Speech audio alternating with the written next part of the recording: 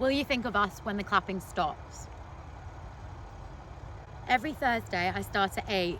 I apologise to my consultant for being late, but the applause is worth the wait at the front of the hospital.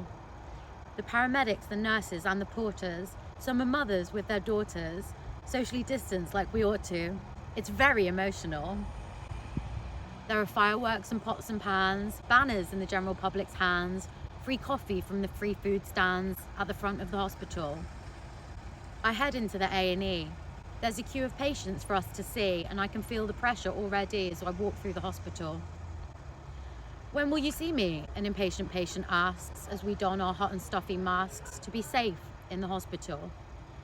We are 6 nurses short tonight, but I know that it will be all right, even when drunk patients start to fight at the front of the hospital.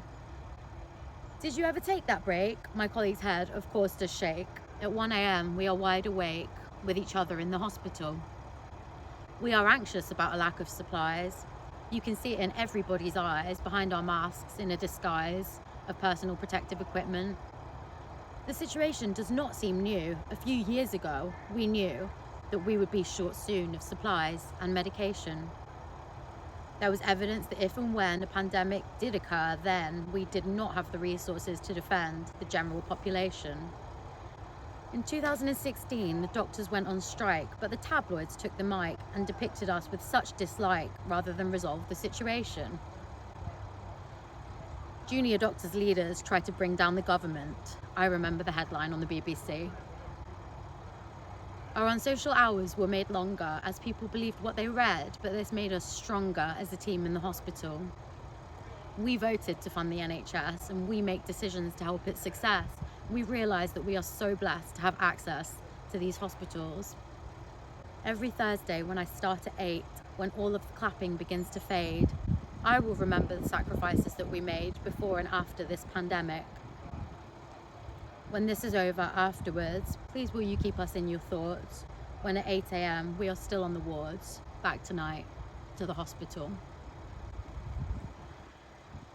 I wrote that poem during the height of the pandemic when the applause and the support for us was the loudest, and I put it in this book called National Health Stories, which is a compilation that I made with one of my best friends who's a surgical heart and lung trainee, and 100% of the proceeds go to NHS charities.